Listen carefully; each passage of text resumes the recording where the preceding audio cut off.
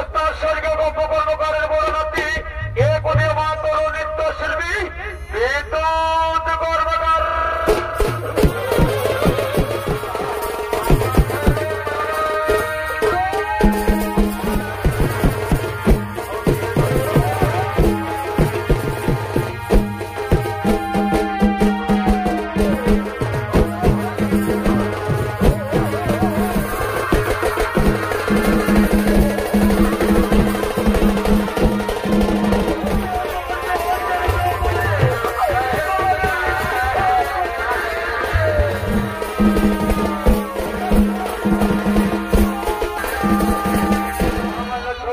দর্শক মন্ডলী, এদিকে পঞ্চপাণ্ডব তাদের অভিমন্যু পুত্র পরীক্ষিতের হাতে দিয়ে গেলেন হস্তিনানগরের দায়িত্ব। আর এদিকে দেখুন সেই মর্তধাম, এদিকে মর্তধামে বলি ও তার মন্ত্রী সেনাপতিকে সঙ্গে রয়ে আবির্ভূত হতে চলেছে অত্যাচার করার জন্য।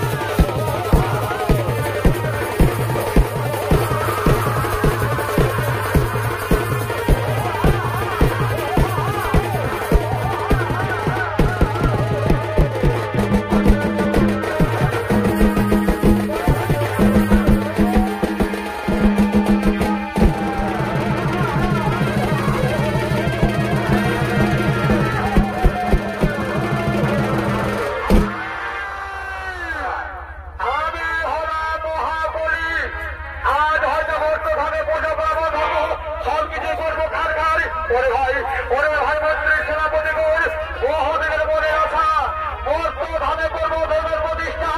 আর তোমরা বিলম্ব করো ভাই, যাও তোমরা বর্তমানে ছড়ে যাও। দেখো কেভাবে ধর্মের প্রচার তাকে বাড়তে নিয়েছো আমার অন্ধকার কাছে।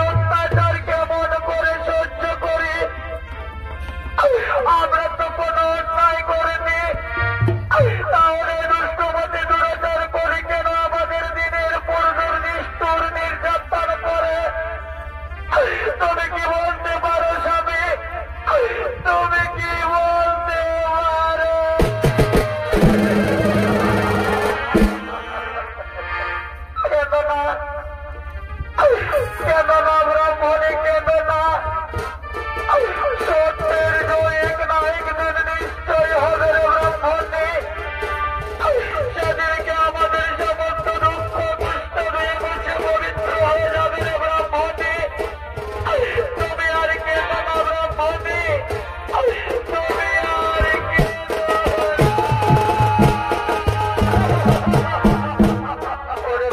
ব্রাহ্মণী, তুমি এই অন্ধকারে আমার সঙ্গে দিন কাটতে পারবে না। আমি পুরুষ মানুষ, যতই কষ্ট হোক না কেন দিন কেটে নেব, কিন্তু তুমি তো নারী, তুমি আমার সঙ্গে থাকতে পারবে না রে ব্রাহ্মণী। ব্রাহ্মণী, তুমি আমায় ছেড়ে পালিয়ে যাও না রে ব্রাহ্মণী, তুমি আমায় ছেড়ে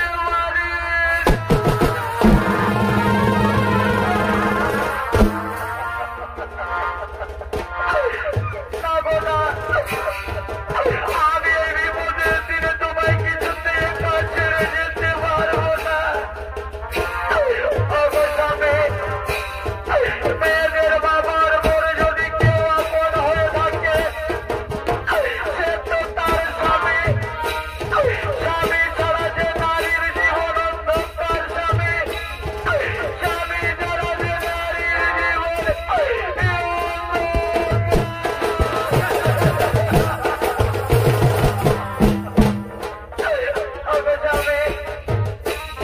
আজ যদি আমি এই বিপদের মুখে তোমায় ফেলে দিয়ে চলে যাই, তাহলে যখন সংসারে যে আমি কলঙ্কের বোঝা হয়ে যাব গো।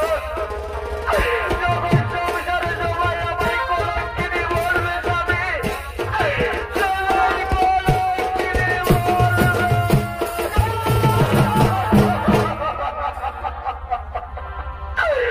না রে ব্রাহ্মণী না, আমি তোমার কলঙ্কের বোঝা মাথায় নিতে দেব না রে ব্রাহ্মণী, আমি তোমার কলঙ্কের বোঝা মাথায় নিতে দেব না। ওরে ব্রাহ্মণী, ওই দেখো ব্রাহ্মণী, ওই দেখো রাত্রি কোন অন্ধকার, বলির অন্ধকার কারাগারে তার রক্ষক কেউ কোথাও নেই রে ব্রাহ্মণী। এই তো সুযোগ, এই তো সুবর্ণ সুযোগ রে ব্রাহ্মণী। চলো চলো না ব্রাহ্মণী, চলো আমরা এখান থেকে পালিয়ে যাই ব্রাহ্মণী, আমরা এখান থেকে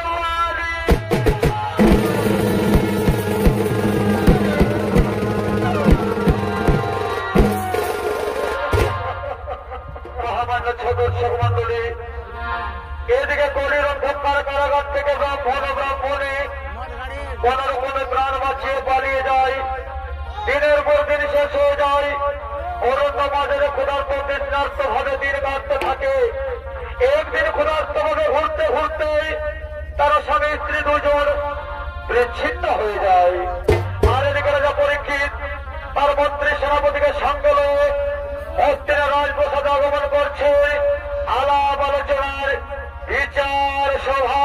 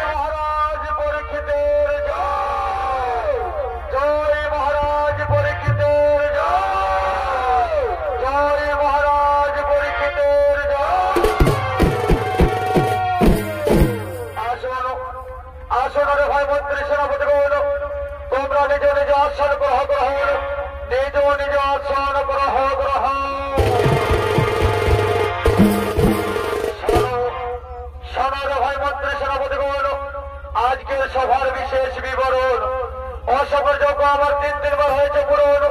তাই আমার মনে বড় আশা জেগেছে, আমার মনে বড় আকাঙ্ক্ষা জেগেছে, আমি এবার দীর্ঘ অস্বীকারে যাব ওই অরণ্য মাঝারে।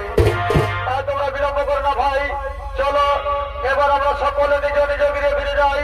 কাল সূর্য উদিত হওয়ার পূর্বে আমরা দীর্ঘ অস্বীকারে করি ভগবান।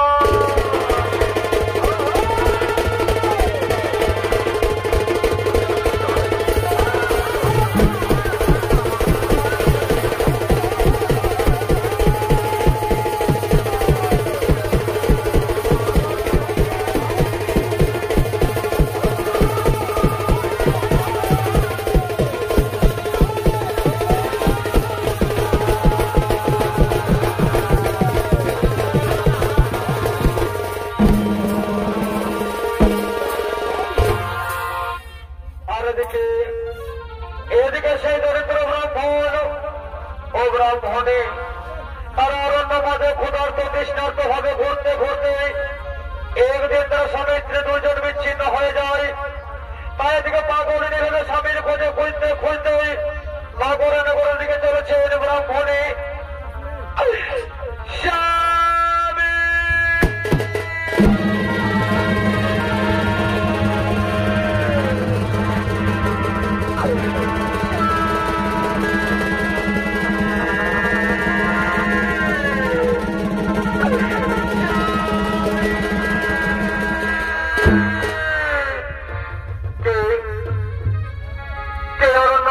স্বামী স্বামী বলে চিৎকার করে এই কণ্ঠস্বর নারীর কণ্ঠস্বর। হ্যাঁ হ্যাঁ, আমি স্পষ্ট বলতে পারছি এ নারী অন্য কোন নারী নয়, এ তো আমার ব্রাহ্মণী। তাহলে কি আমার ব্রাহ্মণী করে বিপদ হয়েছে? না না না না, আমি আর এক মুহূর্ত বিলম্ব করবো না, আমি ব্রাহ্মণীর কাছে ছুটে যাই। কোথায় কোথায় ব্রাহ্মণী?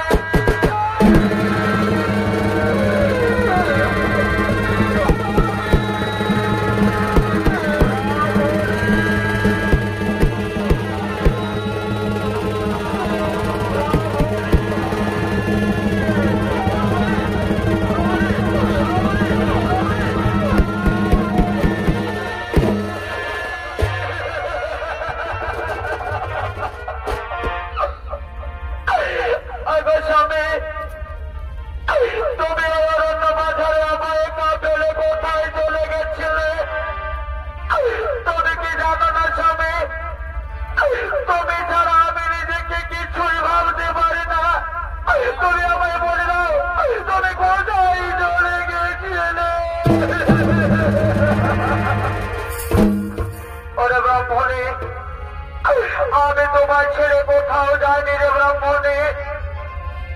ওই অরণ্য বাজারে ঘুরতে ঘুরতে আমি যখন বড় ক্লান্ত হয়ে পড়েছিলাম তখন বৃক্ষের তলায় একটু বিশ্রাম নিয়েছিলাম রে ব্রাহ্মণী।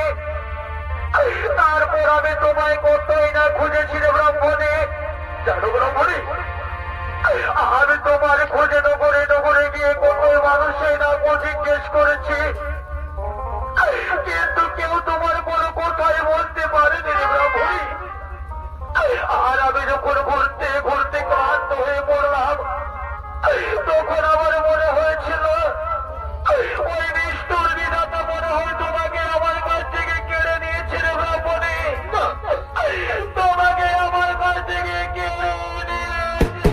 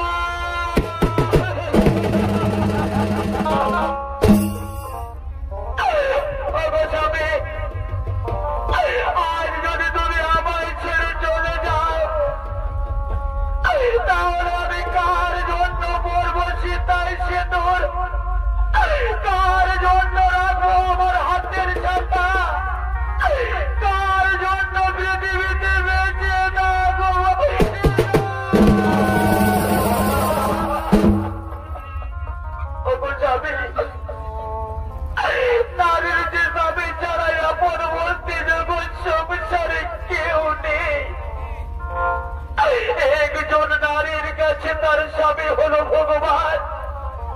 আর এই ভগবান যদি আমায় ছেড়ে চলে যায় তাহলে আমি কোথায় যাবো জানি? তুমি বলো না।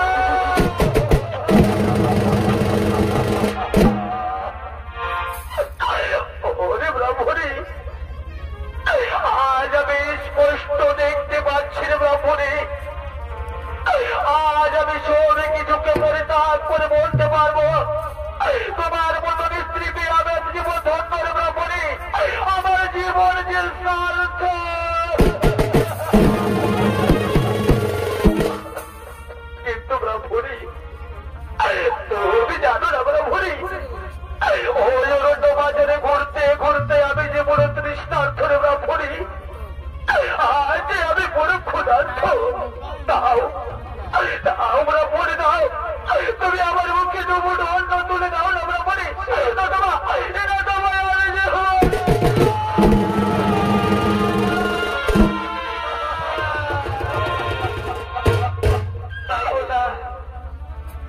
দোহাই তোমার, তুমি ও লক্ষণে কোথাও মুখে আনবে না। বুঝাবি আমি যতক্ষণ পৃথিবীতে বেঁচে আছি তোমাকে ক্ষুধার যন্ত্রণায় না হারে মরতে দেবো না স্বামী। স্বামী, আমি তোমার জন্য নগরে নগরে গিয়ে ভিক্ষে করবো স্বামী, আমি তোমার জন্য নগরে নগরে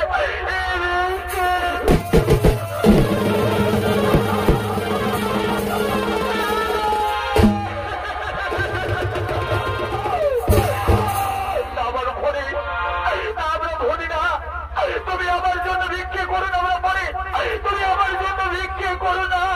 আইরে নিষ্ঠুর বিধাতা, আজ আমার স্ত্রী আমার জন্য নগরে নগরে ভিক্ষে করছে, এর যে দুঃখের কিছু নেই।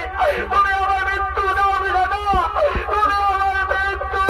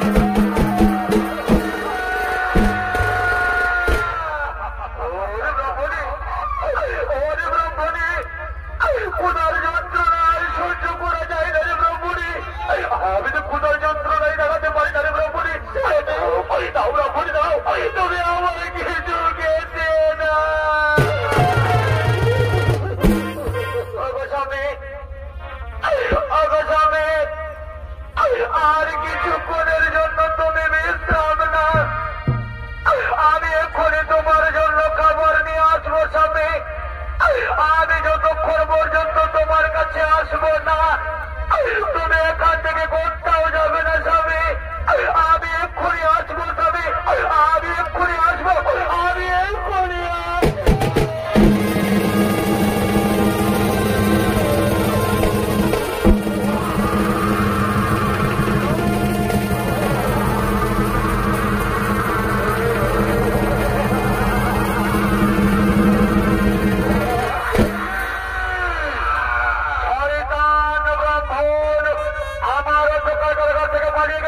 বিশ্রাম নিতে পারবে। ও ভাই, ও ভাই, ও ভাই, মন্ত্রী সেনাপতিগণ।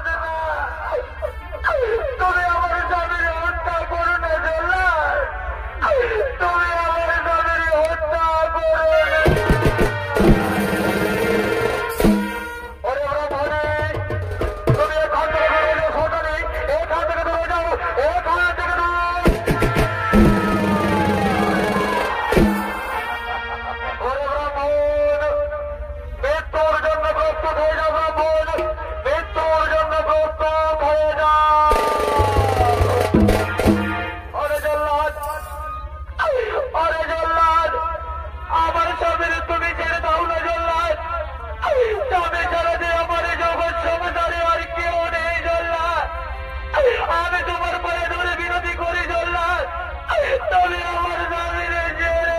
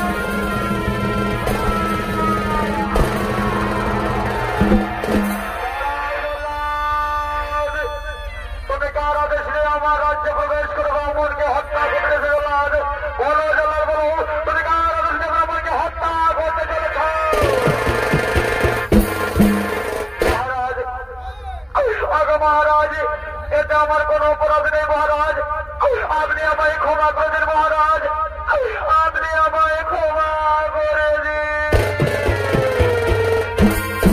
পরে জল্লাদ, আমি সবই বুঝতে পেরেছি জল্লাদ, যাও জল্লাদ যাও, আমি তোমায় ক্ষমা করে দিলাম, তুমি তোমার নিজেও গিরে ফিরে যাও। আর কোথায় ওরা অহংকারী বলে অহংকারে বশীভূত হয়ে আমার রাজ্যে প্রবেশ করে ব্রাহ্মণ চালিয়েছে নিষ্ঠুর নির্যাতন। আয় আয় শয়তান, দেখিয়ে দেবো আমাদের কোনো শক্তি ধরো।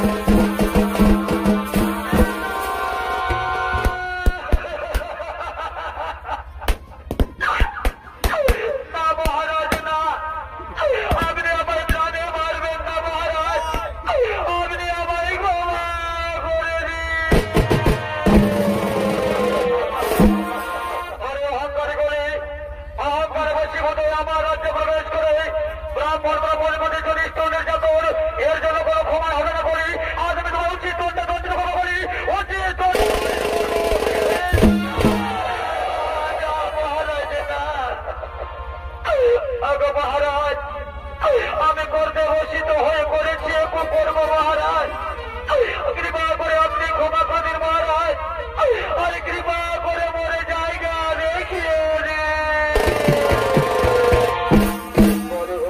শোনগলি শোনগলি, আমি রাজা পরীক্ষিত, আমার রাজ্যে কোনদিন ধর্ম বিনা ধর্মের কোন জায়গা হবে না, আর আজকেও হবে না। শোনো বলি শোনো, আমি তোমায় কথা দিলাম, আজ হয়তো তুমি মর্তধামে থাকবে, আজ হয়তো তুমি স্বর্ণালয় থাকবে, এবার তুমি এসো বলি, এবার তুমি এসো। হ্যাঁ মহারাজ, হ্যাঁ মহারাজ, আমি তাই করবো মহারাজ, আপনার কথা মতো আমি স্বর্ণালয়ে বসবাস করবো মহারাজ, আপনি সত্যই ধার্মিক মহারাজ, আপনি সত্যই ধার্মিক।